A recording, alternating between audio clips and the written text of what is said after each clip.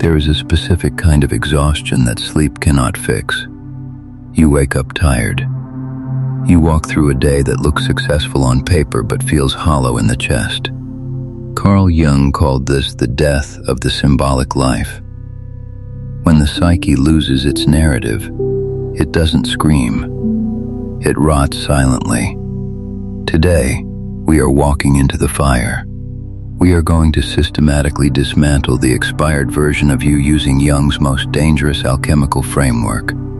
By the time this video ends, you will know exactly what must die so that you can finally breathe.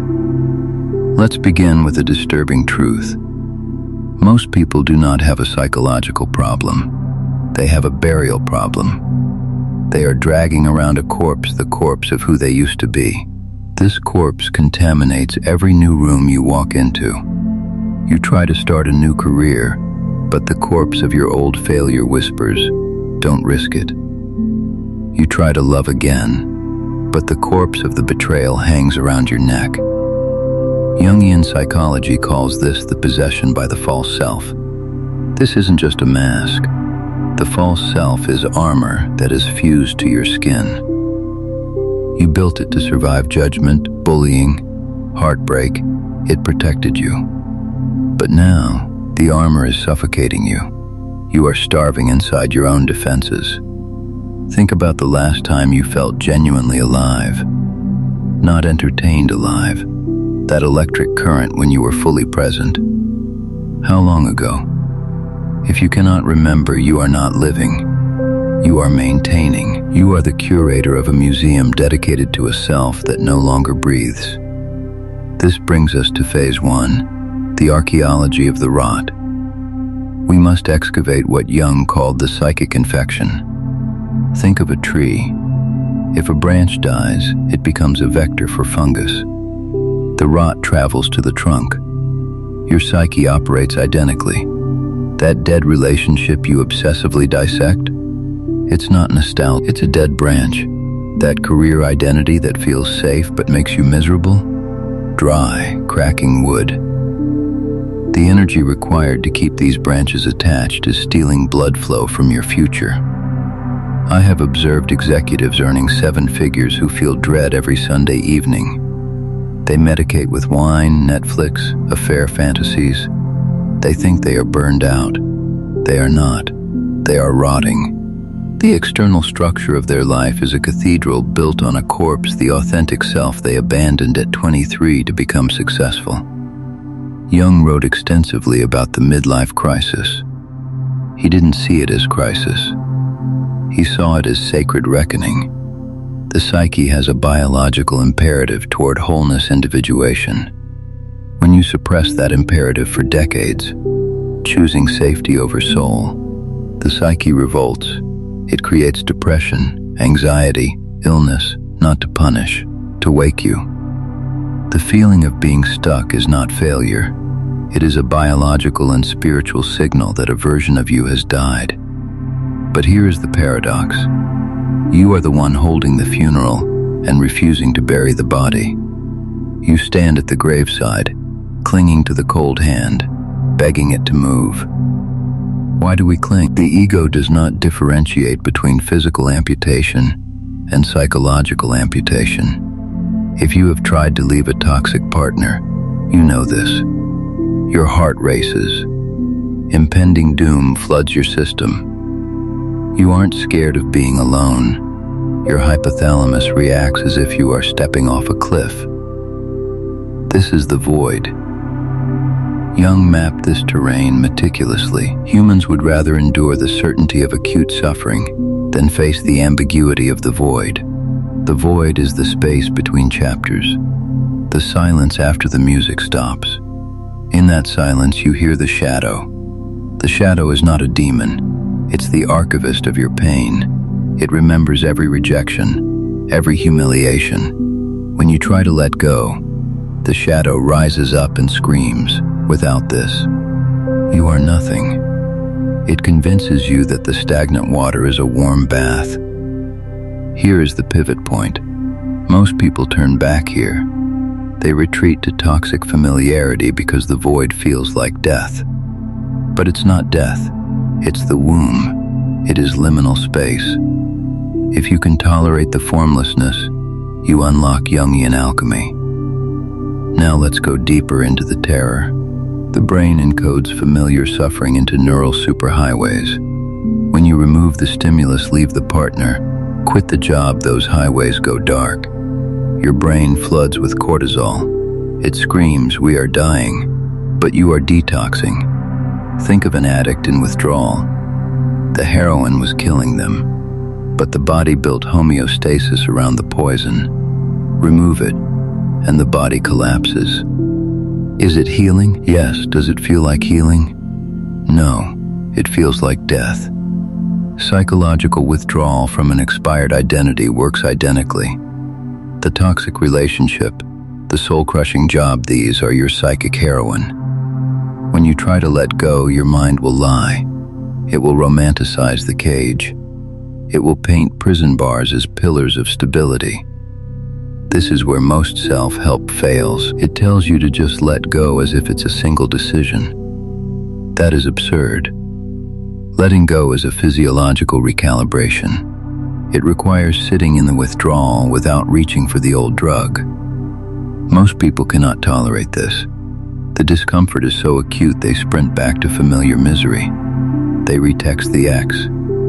They withdraw the resignation. They crawl back into the coffin and pull the lid shut, relieved by familiar darkness. Jung called this the regressive restoration of the persona. The persona is the mask. When the mask is threatened, the psyche experiences annihilation anxiety. If I am not a husband, who am I? If I am not a lawyer, who am I? If I am not a victim, who am I? The void answers with silence. That silence is the most terrifying sound in the universe, and the most sacred, the liminal space. This is the psychological transition zone where most people retreat. In anthropology, liminality is the middle stage of a rite of passage. You have left the village but not arrived at the new camp. You are betwixt and between. Tribal cultures built rituals around this. They had elders to guide initiates through darkness. Modern culture has no such rituals. We pathologize it, we medicate it, we scroll it away. We never complete the passage. The shadow exploits this. Your shadow is not your enemy. It is a protector misguided, paranoid, hypervigilant. It remembers past failures. It remembers shame. It has concluded that safety is found in repetition, even miserable repetition. The shadow prefers a known hell over an unknown heaven. You must learn to speak to it. Thank it for its service. Then gently take the wheel. Now we enter the heart of the work, Jungian alchemy and the art of dissolution. Jung spent decades studying alchemical manuscripts. He realized alchemists were projecting psychological transformations onto matter. They described the anatomy of the soul. The process we need is called Solutio dissolution, the sacred art of washing away calcified structures. Imagine a statue of yourself made of salt. It's rigid, defined, but brittle. You cannot chisel salt, it shatters. You must dissolve it in water. The water is your grief. You have to cry that statue down. You have to let tears wash away the rigid form so the essence becomes fluid again. But here is where we fail. We engage in zombie attachment. We let go intellectually, but not energetically. We say, I'm over it, but stalk the ex's social media. We say, I've moved on, but dream about the old job every Monday.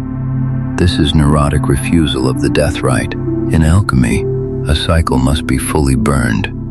Half burning creates a haunting. Solutio requires total immersion. You cannot partially dissolve a salt statue. You cannot partially grieve a dead chapter. Grief is a spiral. You cycle through denial, anger, bargaining, depression, acceptance 100 times. Each cycle is not regression but deepening. Let the water do its work. So how do you differentiate healthy persistence from neurotic attachment to a dead cycle? Jung gave us a brutal diagnostic tool, the vitality barometer. Ask yourself, when I engage with this aspect of my life, does my energy contract or expand? Not excitement energy. Anxiety can feel like excitement. Dead attachment brings frantic, obsessive energy. Real vitality is calm. It is spacious. If thinking about your path makes your shoulders tense toward your ears, that is not a challenge to overcome. That is your musculature rejecting poison. Let me share a framework for identifying psychic anchors. I call this the 3-question dissolution diagnostic. Question 1. If this attachment were a physical object in your hands, what would it look like? A sharp shard of glass clutched so tightly your palms bleed? A heavy iron ball chained to your ankle? Visualize it. This activates the right hemisphere, bypassing the rationalizing left brain. Question 2. What am I afraid will happen if I set this down? Be brutally honest. If I let go of this grievance, I admit I wasted 10 years. If I let go of this identity, I will be nobody. The fear is always specific. Name it. Write it. Most fears shrivel when exposed to consciousness. Question 3. What percentage of my daily mental bandwidth does this attachment consume? If it consumes more than 30%, it is not an attachment. It is an occupation. You are living under occupation, and the occupying force is a ghost. Now we enter dangerous territory. Phase 4. The immolation of the false ego. Jung wrote that we become enlightened not by imagining figures of light, but by making the darkness conscious.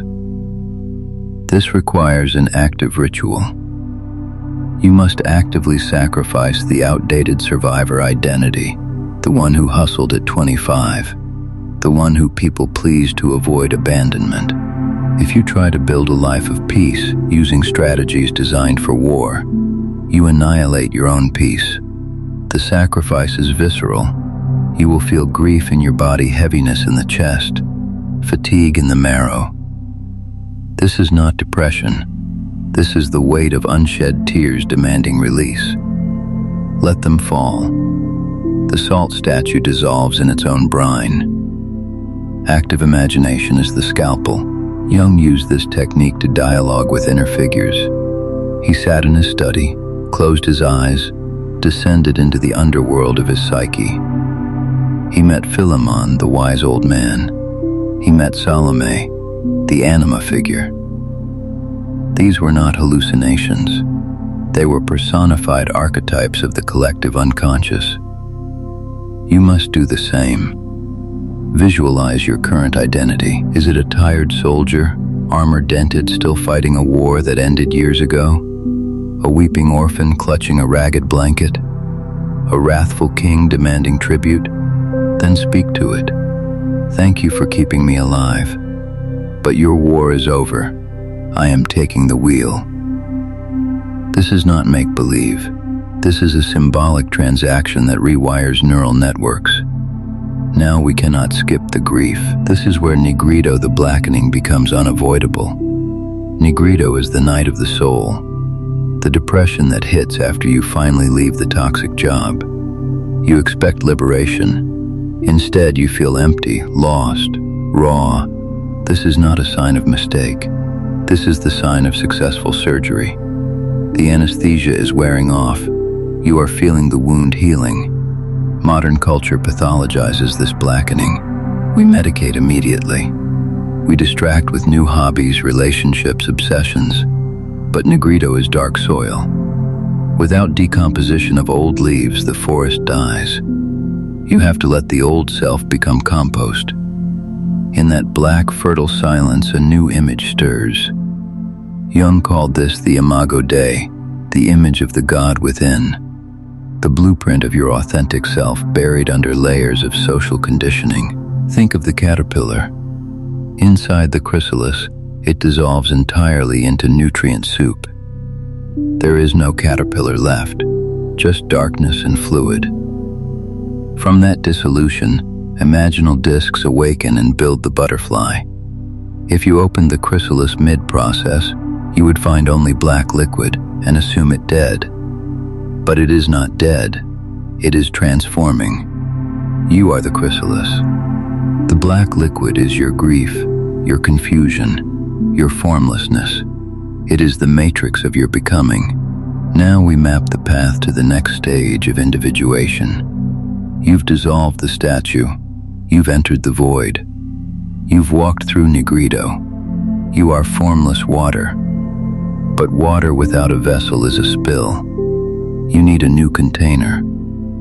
Here are the 5 anchors of future identity. Anchor 1, the body's rebellion. Your body is a barometer of psychic health.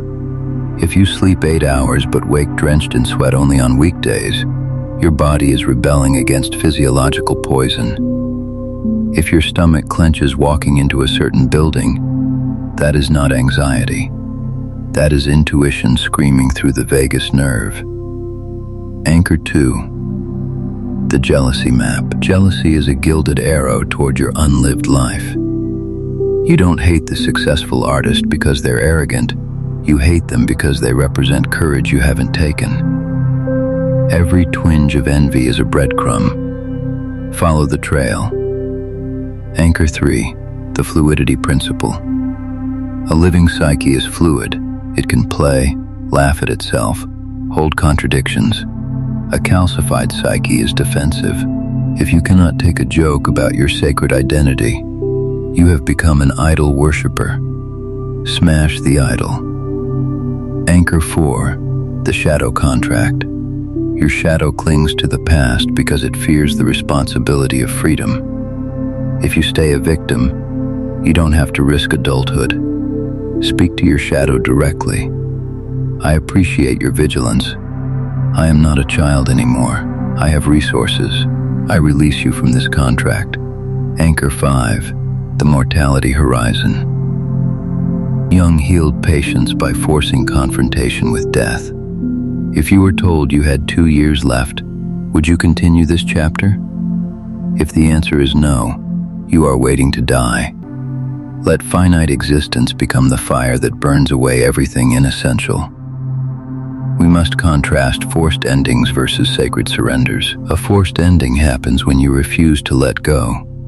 The psyche conjures catastrophe to rip the deadwood away. You get fired. You get divorced. Your body develops an autoimmune condition. These are emergency amputations because you refused elective surgery.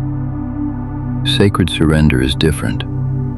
It is you standing at the edge of the familiar, looking into the dark forest, and choosing to walk in. I release this, not because I don't love it, but because I have outgrown the me that needed it. This is the highest intelligence. To preempt catastrophe, to dissolve the structure before it rots. Most people who leave dead chapters are actually fleeing. Fleeing is reactive, surrendering is responsive. When you flee, you carry the dead chapter as a ghost into your next life. When you surrender, you lay it down with gratitude, bury it with dignity, and walk forward unencumbered. How do you know the difference? The fleeing heart races with panic. The surrendering heart is still, even in grief. Fleeing says, I can't take this anymore. Surrendering says, I have taken what I needed. I am complete. Let's bring this to the tactical. There is a Jungian exercise called the Room of the Dead. Sit in silence. Imagine a dark, quiet hall. Invite in 4 archetypes: the lover, the warrior, the magician, the sovereign. Ask each, what are you holding that is dead? The lover might show a ghost of a past relationship you romanticize while ignoring its toxicity. The warrior might reveal a battle against an enemy that no longer exists. The magician might show a fantasy you've outgrown, but refuse to update. The sovereign might reveal your entire value system is based on your father's approval, and your father is dust. When you see these dead attachments, do not resist. Perform a ritual release. Write the attachment on paper. Thank it. Burn it. Physical fire speaks to the psyche in a language older than words. Fire cannot be undone. The psyche sees the smoke and knows that chapter is closed.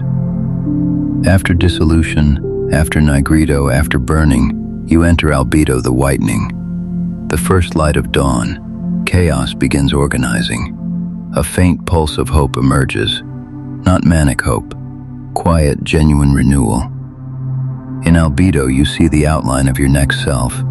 Still faint, still fragile. Protect this nascent self like a newborn. Do not expose it to old environments or people who knew only the old you. They will say, "You've changed," as an accusation. Receive it as a compliment. Yes, the old me died. I buried him with honor. Now the final revelation, the nature of fluid selfhood. Pop psychology says you must find yourself as if the self is a static statue. Jung shattered this. The self is not a noun, it is a verb. It is the process of relating to the unconscious. When you end a stagnant chapter, you are not losing yourself. You are returning to the flow of becoming.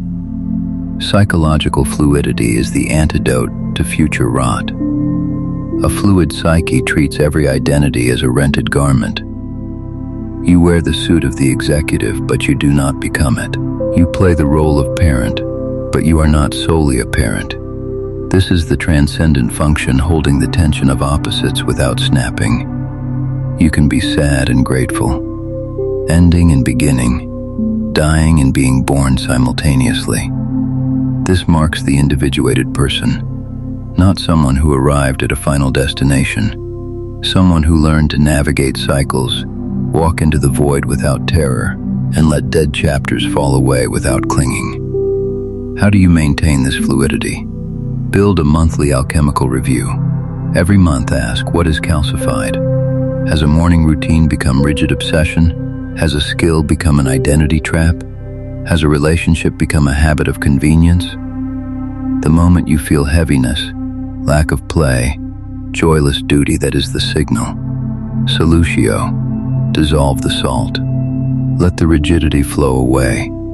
The void is not a one-time destination. It is a recurring station. Every major leap requires a strip down. The ego screams every time. But if you master letting go, you develop a strange addiction to the void. You start to love the empty room. Because the empty room is where new whispers begin. We close with the serpent. Jung used the serpent as symbol of renewal because it sheds its skin. But here is the detail most miss. The snake doesn't just crawl out shiny and fresh. The snake goes blind. Its eyes cloud over the blue phase before the shed. It hides under rocks, unable to see. Terrified, confused, it trusts the biology of transformation. You are in the blue fog. The confusion is not cognitive decline. It's the old eye clouding over so the new eye can form. Do not rush the blue phase. Do not force clarity. Clarity is the reward of the shed, not the prerequisite. The serpent doesn't know what color its new scales will be. It just knows it cannot breathe in the old skin. The serpent leaves the old skin behind. It does not fold it, pack it, or visit it. It slithers away, naked and new, into the unknown. The old skin remains on the rock, a hollow shell, a testament to what was. The serpent does not care. The serpent is already becoming. This is your task, not to fix the old skin, not to patch holes, not to paint cracks. Your task is to shed it completely, and then crawl, blind and trembling, into the new territory of your own becoming. The sacred art of letting go is not escape. It is honoring. Your grief over the expired chapter is proof the chapter was meaningful. You honor it by ending it cleanly, by letting it die with dignity. not by dragging it into the next room and pretending it's alive. Carl Jung, toward the end of his life, built a stone tower in Bollingen. He carved into stone, "I am an orphan, alone. Nevertheless, I am found everywhere. I am one but opposed to myself. I am youth and old man at one and the same time." He understood that holding the paradox was the ultimate goal. You are the one leaving and the one being left. You are the death and the rebirth. When you stop taking sides in your internal war, the war ends and the dead chapters return to the soil, not as ghosts, but as fertilizer for the oak you are becoming. The fire is burning down. The old wood is ash. The void is silent, but it is not empty, it is pregnant. It holds seeds of your future self, curled and dreaming in the dark. Walk into it. Your next chapter is not a sequel, it's a resurrection. Stop resurrecting the dead. Start living the life waiting for the real you to show up. The psyche has only one imperative: to become whole. It will not let you settle for a half-life. It will keep burning your dead chapters until you learn to burn them yourself. Master the fire. Become the one who sheds skin before the skin becomes a coffin. Become the one who walks willingly into the void, knowing the void is not the end, but the beginning of everything that matters. Thank you for walking this path. If this resonated, honor the death of the old chapter. Write your commitment in the comments. Declare what you are releasing. That is your first ritual of dissolution. The psyche rewards the brave. The void is